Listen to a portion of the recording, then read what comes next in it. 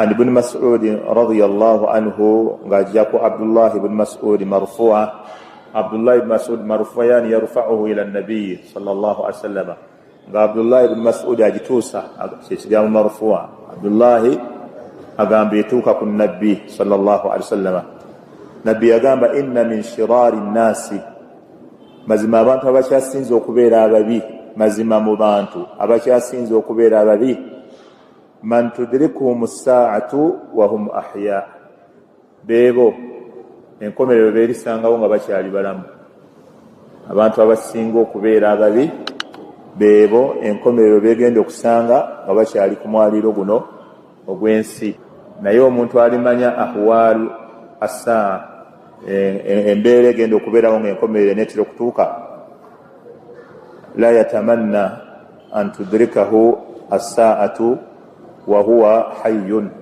teyegomba nkomerero okumusangawo ng'akyali mulamu kubanga abantu beerisangawo nga bakyali balamu nabbi amaze wano okulaga nti be bantu abakyasinze okubeera ababi era mu hadiisi endala eraga nti la taqumu as-sa'atu حتى لا يقال في الأرض الله لا تقوم الساعة إلا حتى لا يقال في الأرض الله إنكم يتجند كتوكا وكجاكم موسيقى تمشاريم بغامة الله إشكام الله غتشايدوا ما كل مغدا كوبا تمشاري بازينا إنكم يتجند كسنغانا بانتو أتمشاري بسارة أتمشاري بسيبا ng'abantu bali bize mu kutunda n'okugula era nga bagenda kubeera nga batwalirizibwa ng'ebintu bye bigenda bitwaliriza abantu nga bibajja ku ddiini abagenda basigalamuko batono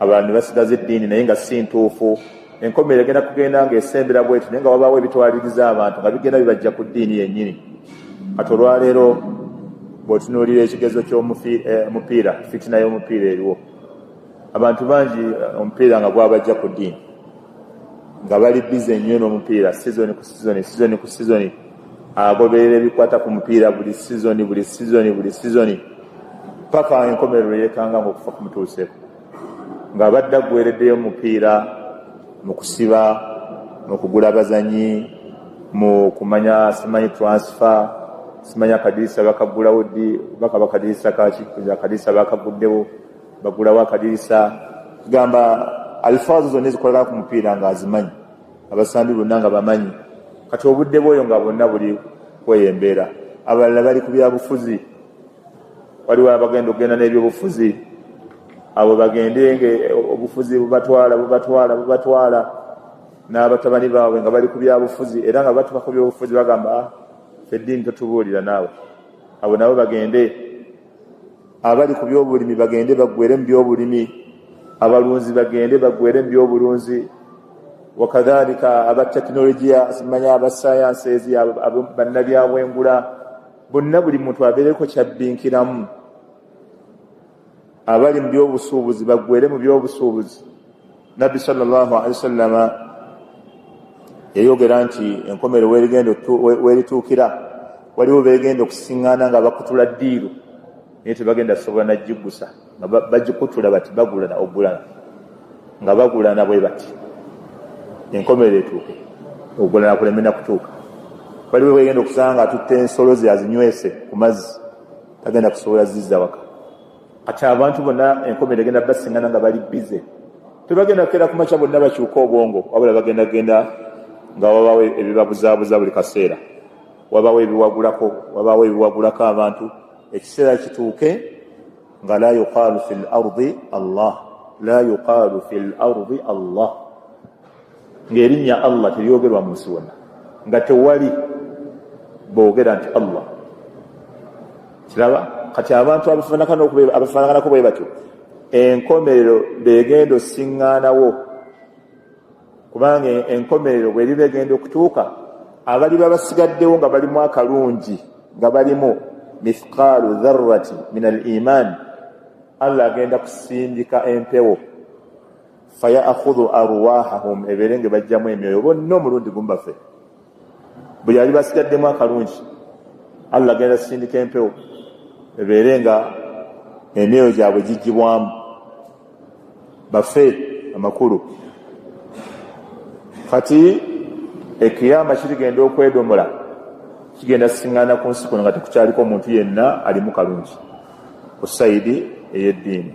Kati nabbi n'agamba nti inna min shirari nnasi, mazima mu bantu abakyasinze okubeera babi, man tudrikuhum saatu, beebo essaawa beegenda okusiŋŋaana olunaku lwa kiyama.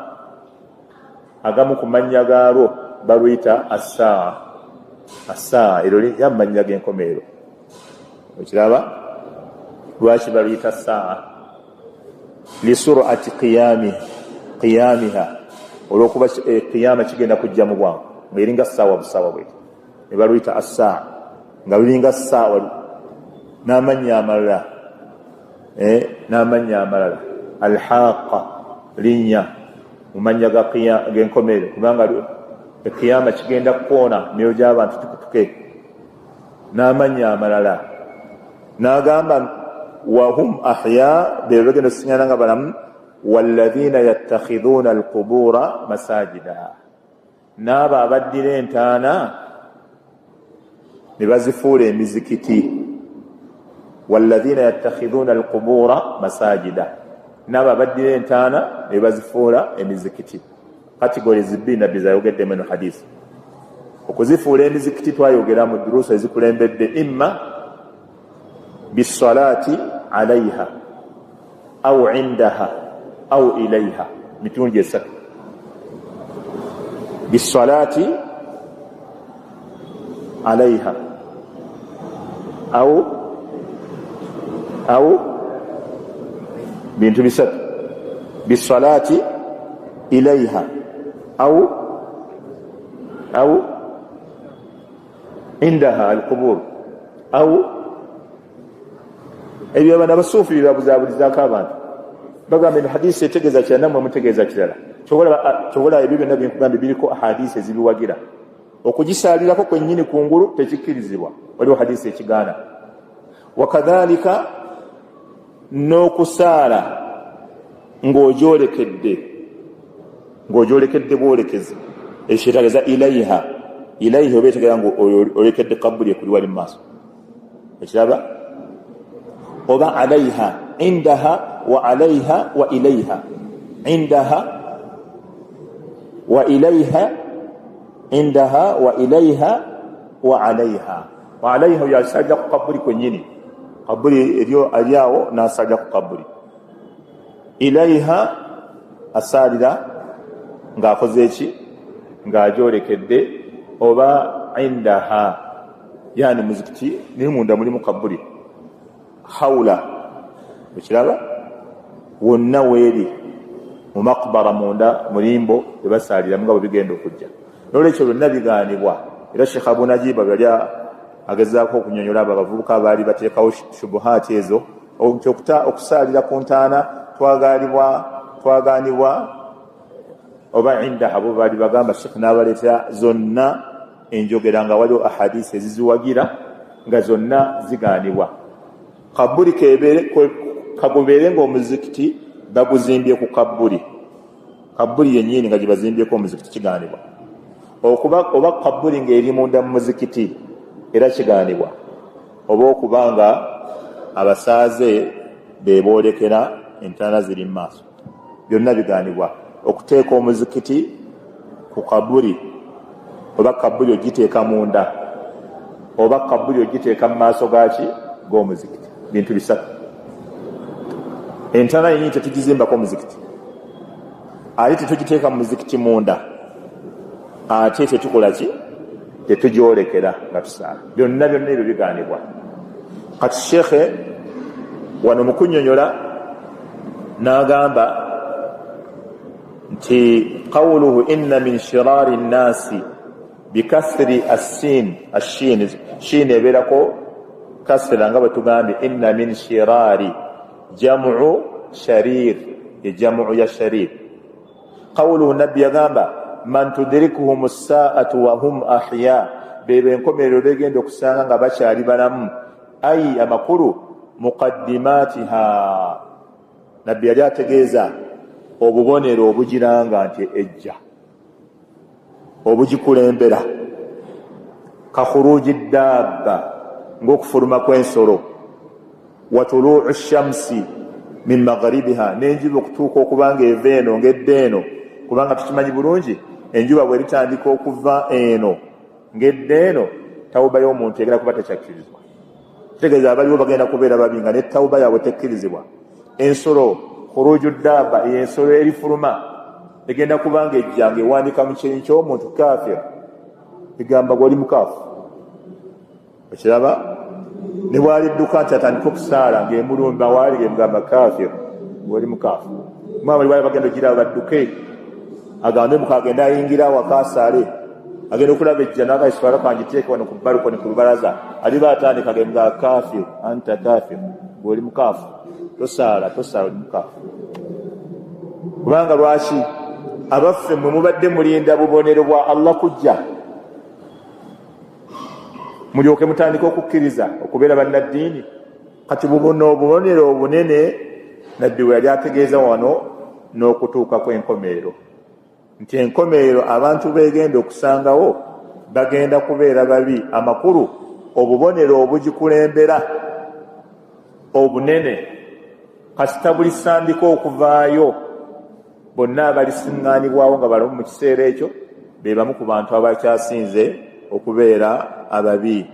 N'agamba nga okuvaayo kw'enjuba gyegwa wa baada dhalika oluvannyuma lw'ebyo biriba bizze obubonero obwo yunfakhu fi ssuuri nafkhata alfaza'i olw'eŋŋombe egenda kufuuyibwamu olufuuyibwa luno olw'ekikangabwa nafkhata alfaza'i lwe lugenda okuba nga lutta abantu bonna. Nafkhatu almaut olufuuwa olw'okufa olw'ekikangabwa bagenda kufuuwa eŋŋombe bonna balibeera abalamu bafe mulundi gumu. Qawluhu mu hadisi eyo nabbi yagamba walladhina yattakhidhuna alqubura masajida ma'tuufu ala khabari inna ekyo kiri ma'tuufu ala khabari inna walladhina yattakhidhuna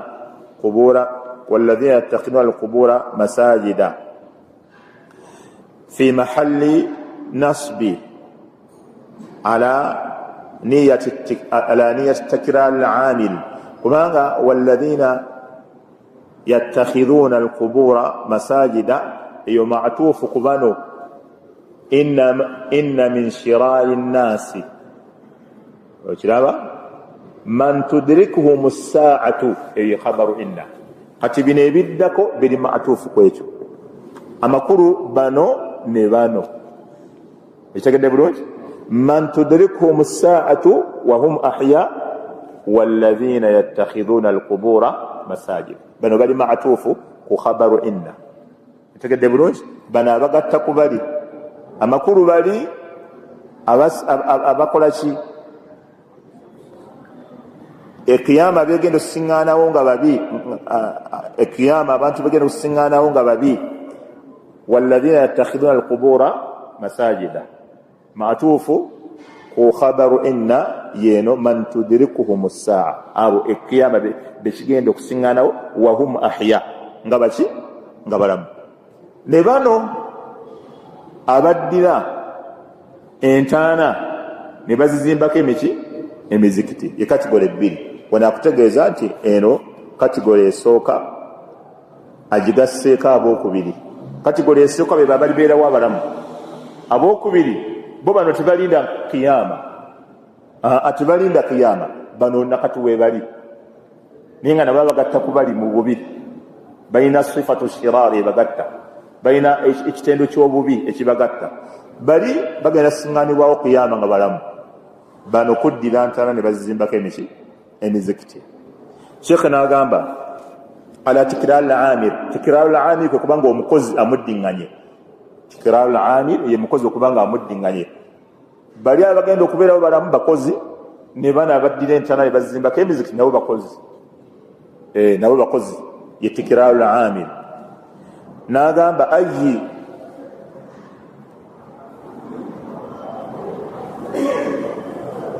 wa inna min ashrari nnasi mu bantu abasinga okubeera ababi alladhina yattakhidhuna alqubura masajida bye babaddira entaana ne bazizimbako emizikiti ayi eno tikraru al-amil ategeza amiru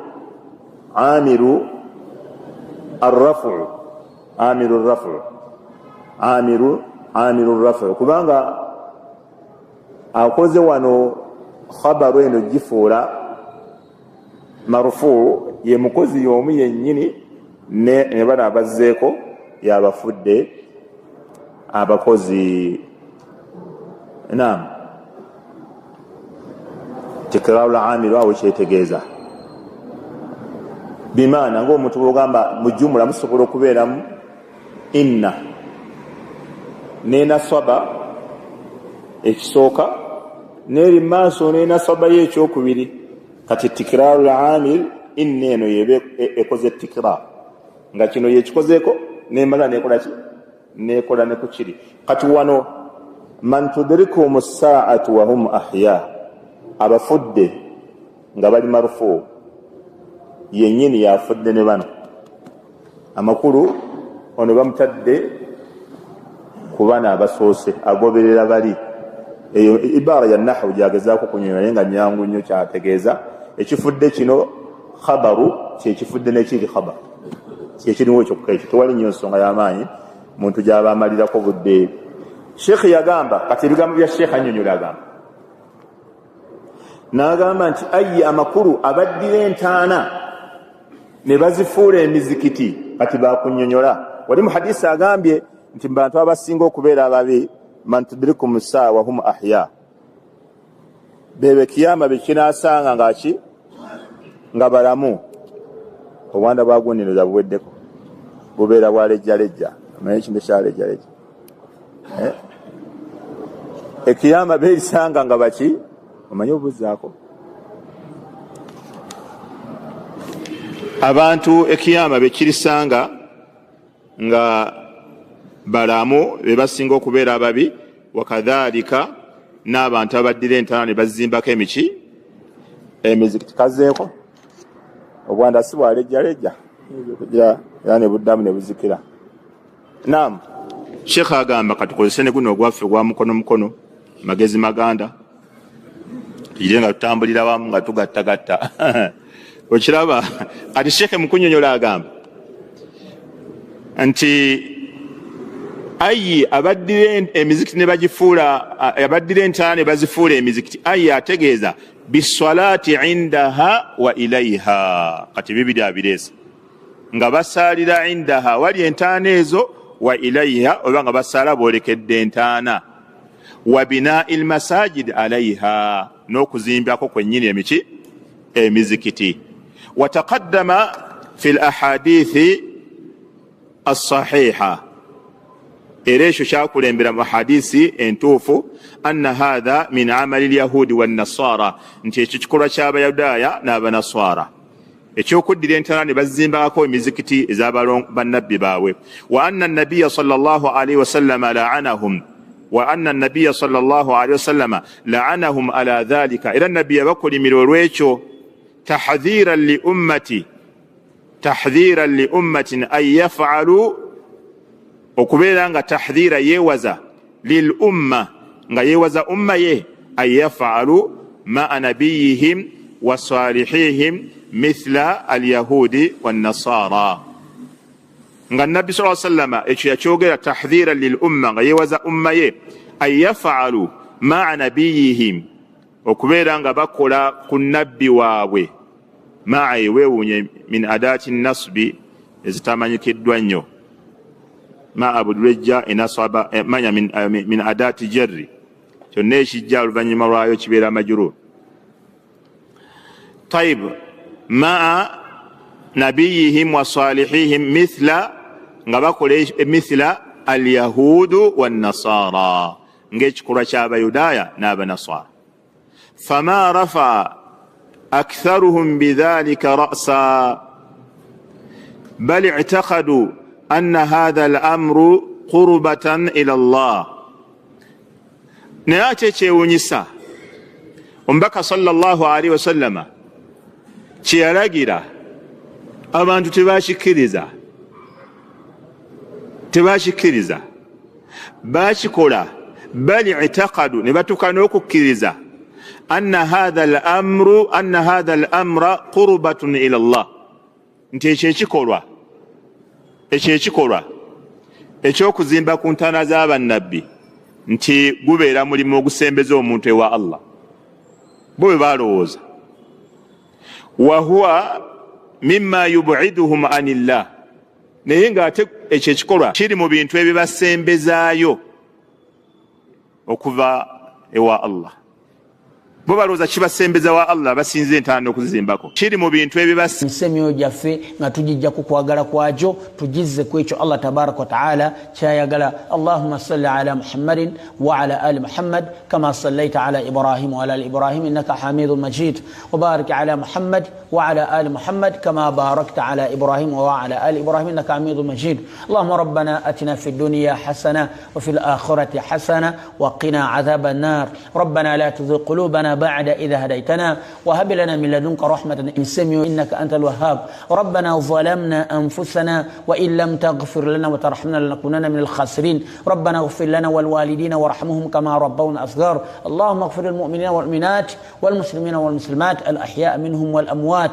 اللهم انصر المجاهدين في سبيل الله في كل مكان برحمتك يا أرحم الراحمين. وصل اللهم على نبينا محمد وعلى آله وصحبه وسلم والحمد لله رب العالمين. السلام عليكم ورحمة الله وبركاته.